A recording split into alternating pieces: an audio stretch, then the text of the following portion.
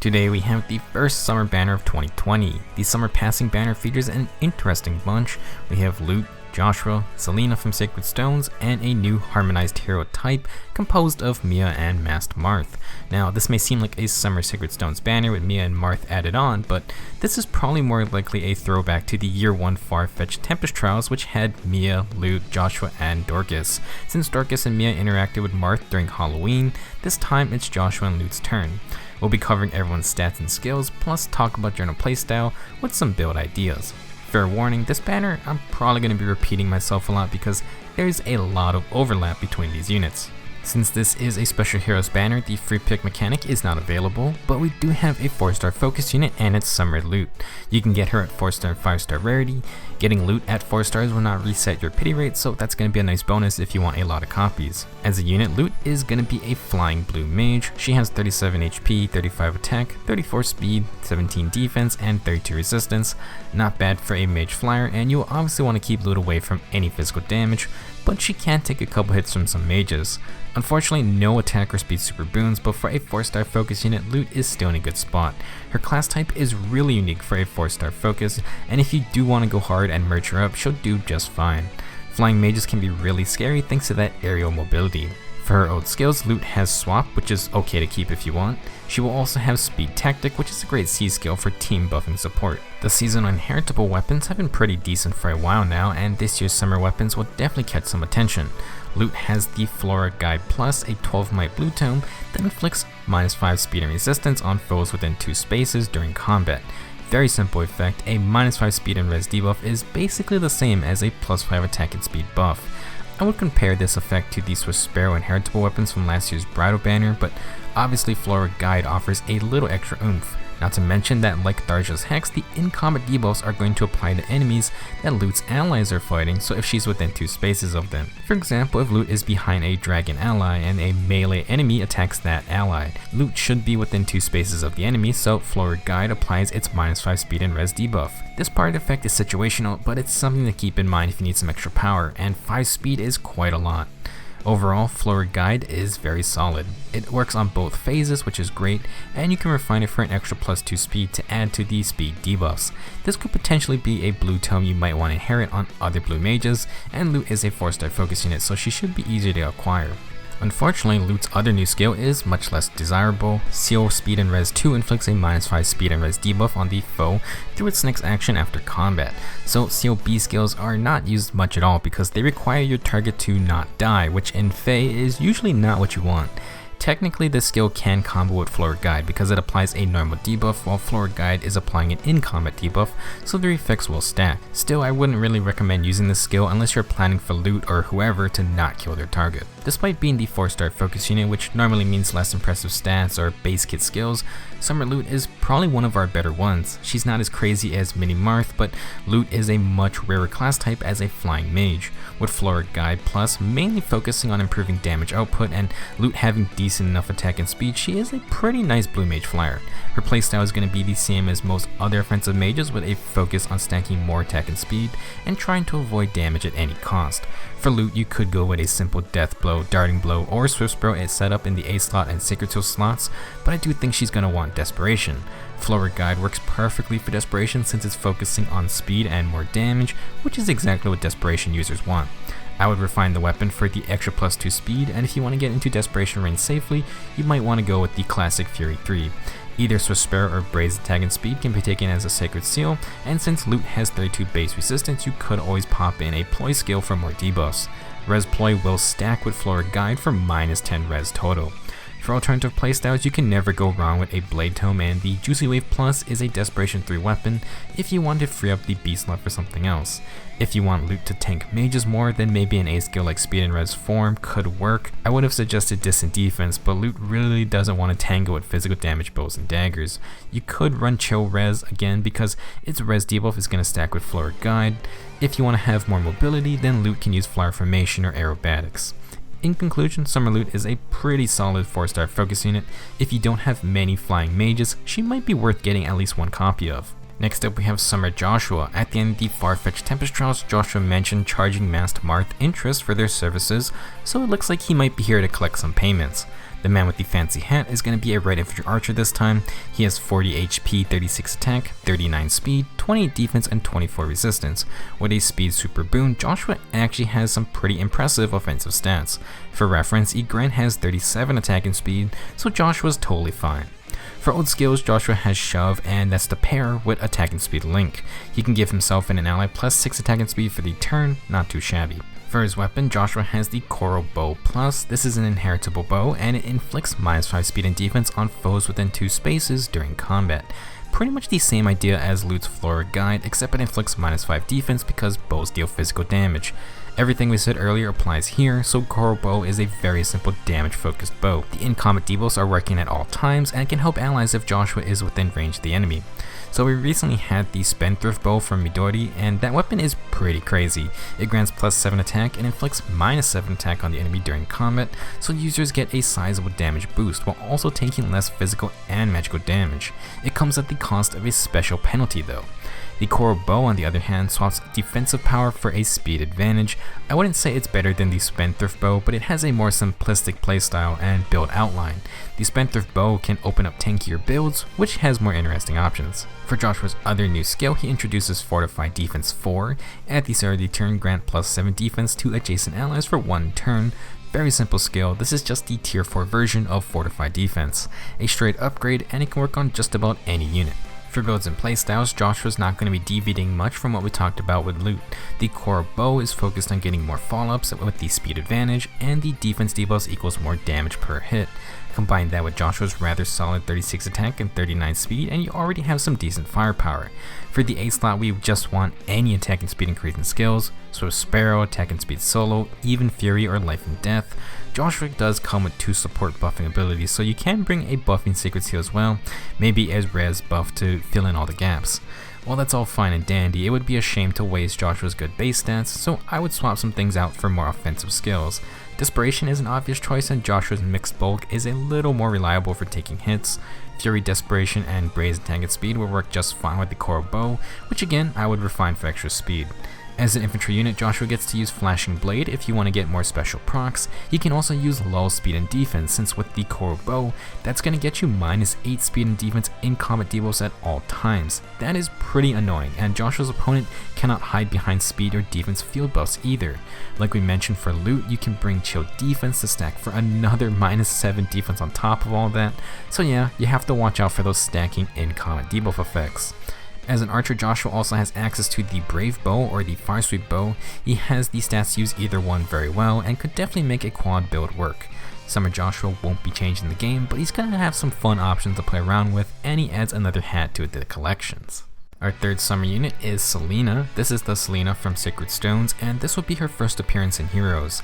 As a unit, she's going to be a Green Mage Cavalier, and for her stats, she has 36 HP, 37 attack, 37 speed, 17 defense, and 23 resistance. By far the best offensive spread out of any Mage Cavalier. 37 base attack and speed is incredible for this class type, and she has super boons in both stats, so take your pick. With all that power though, Selena is going to be a true glass cannon. Pretty low base HP and defense, and her res stat isn't much better. The Flourish Bar has immense range and offensive power, but getting close and she's going to go down very fast. For her old skills, Selena has drawback, which will be useful for later. She will also have attack and speed push 4, which grants +7 attack and speed when above 25% HP, but after combat, Selena is going to take 5 recoil damage. Kind of a risky skill here, but pretty much any hit on Selena is going to drop her to low HP. Selena does have a unique tome called the Exotic Fruit Juice, aka it's a coconut. This tome grants a flat +3 attack, so Selena is going to have 54 attack with weapon in hand, and that is very solid.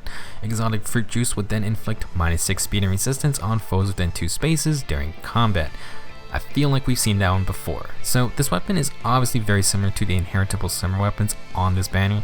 It's closer to Kiria's Mirage Rod as a unique weapon. Instead of inflicting attack debuffs though, Selena is dropping the enemy's speed stat. She really isn't doing much to try and stay alive. Selena will be mainly focused on killing the opponent first, and hopefully not get hit at all.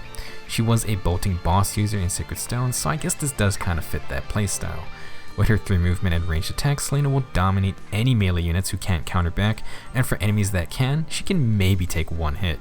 Now, something I didn't really think about at first is that all these weapons that have in-combat debuffs that allies can utilize can actually be combined together. For example, team composition aside, if you had Kyria, Summer Lute, and Selena on one team, you could theoretically apply -17 resistance to an enemy during combat. That kind of setup would almost be like the White Wing Sisters triangle attack. Imagine a Blade Toe Mage or Reinhardt having that kind of setup. It would be glorious. Now, Selena does bring a brand new skill type. She has Speed and Resistance Snag 3. If a movement assist skill is used by unit or target unit, inflict -6 speed and res on nearest foes within 4 spaces of both the unit and target through their next actions. If you're familiar with Mordecai, this Snag B skill is similar to his weapon effect. It only hits 2 stats and has a wider range, but it also only hits the nearest enemies, whereas Mordecai's debuff hits anyone within 2 spaces. Alright, so the main use of these snag skills could be for offensive usage with movement assist skills, and dance is not going to count. So smite is an obvious choice, but with 4 spaces you can also use reposition or swap. The only units with more than 4 range are the ranged cavaliers like Selena, but most times if you're repositioning forward you should hit someone anyway. Snags can also be used defensively, like with drawback, and can be annoying if you don't have cavaliers to reach the enemy, since again 4 spaces is huge. Now for Selena specifically, the -6 speed and res debuffs will stack with her exotic fruits in combat debuff, so that's a nasty -12 speed and res already. This skill type can only be used by cavaliers and flyers, almost shocking to see a skill that infantry cannot use. For the 3rd time in a row, we have another weapon that has in-combat debuffs and is focused on speed and extra damage. Summer Selena has the best offensive stats for any mage cavalier, and with all these stacking debuffs and attack and speed push, she just deals a crap ton of damage in her first round of combat. Again, you can add Swift Sparrow as a secret seal and call it a day. Like Joshua, Selena has access to the low B skills, so she can use low speed and res to get -9 speed and resistance in combat debuffs and prevent enemy field buffs. While that is just nasty to have to guard against, Selena is very much a glass cannon, and she really can't take any counterattacks. With the push force skill handing out recoil damage as well, that just makes the situation worse, so if you want, you could swap to attacker speed solo or Swift Sparrow. You can also embrace the low HP sweeper playstyle and use Desperation to have some sort of protection on the player phase. Selena isn't going to be much of a tank, and her enemy phase should also probably be avoided. For game modes where you don't need Selena to fight often, you can stick with her Snag B skill. If you want to be offensive with it, you might want to use reposition or swap, and smite is of course the king. You can reposition Selena forward too, so for even more damage, and it can make for some nice tactical plays. Overall, the Fluorspar is a very scary mage cavalier if she's allowed to free fire. Last on this banner is Harmonized Mia Marth, aka M&M. Also, yes, we have a new hero type. Harmonized heroes are different from dual heroes, and we'll get to that in just a bit. Mia and Marth are going to be a colorless dagger cavalry unit. Pretty unusual class type, but they have 38 HP, 35 attack, 41 speed, 17 defense, and 25 resistance. Good lord. If Selena was a cut above the rest of the mage cavaliers in terms of attack and speed, then Mia and Marth create an ocean between their competitors. 35 attack and 41 speed is crazy good for any dagger user, and they are only behind Layla, who has the best dagger speed spread among all dagger units. Similar to Summer Selena, Mia and Marth are going to be very scary with their 3 movement and ranged attacks. For ult skills, Mia is going to have reposition, it wouldn't be a summer banner without Swift Sparrow 3, and they have attack and speed gap for ally support. Very nice set of skills already. For their weapons, Mia and Marth are going to have the Summer Strikers. They are a 14 might dagger that accelerates special trigger, and if they have more than 25% HP at the start of combat and they initiate, then they get +5 attack and speed, and you reduce the damage from the foe's first attack by 75%. Oh boy, so Selena's biggest weakness is just getting one shot on the counterattack, but M&M here kinda don't have to worry about that. Anyone who has dealt with Brave Ike's Refined Irvin knows just how stupid 75% damage reduction is, and even with only 17 base defense, it's going to be incredibly hard to one-shot Mia on the first hit. Summer Strikers basically gives room for this incredibly fast duo to survive whatever hits them and allow their second high damage attack to come through. It's not unstoppable, since any follow-up prevention skills will stop that second hit, and if Mia is left to take a second attack of her own, she's got no damage reduction. Since Mia is a cavalry unit, she can't use no follow-up, impact skills, or flashing blade, so their offensive skill choice is hampered a little bit. Failing to KO the target who has follow-ups of their own will end very badly. Now, Harmonized heroes have harmonized skills, which kind of work like dual skills. You can activate them with the same button, and for Mia and Marth, they grant Resonance Blades to themselves and allies from the same titles as them. Resonance Blades is a status that grants +4 attack and speed during combat for the turn. This harmonized skill can also be refreshed every third turn. So the harmonized mechanic focuses on units from the same Fire Emblem games. I believe it counts both units, so I think Mia counts for Radiant Dawn and Masked Marth is counting for Awakening. You have to bring teammates from those games for the harmonized skill to work on them. This can be a bit restricting, but thematically it's neat, I guess. I don't think it would be for everyone, and at the moment, I wouldn't say +4 attack and speed is super crazy compared to some dual skills that grant -2 cooldown reduction or bonus doubler, or the Scary Dominance. This harmonized skill has a global range though, and it grants bonus score in the new Resonant Battles game mode. Something to note is that harmonized heroes do not have BST increasing effects like dual heroes have, at least I don't believe they do. If you're an arena junkie, that's an important detail.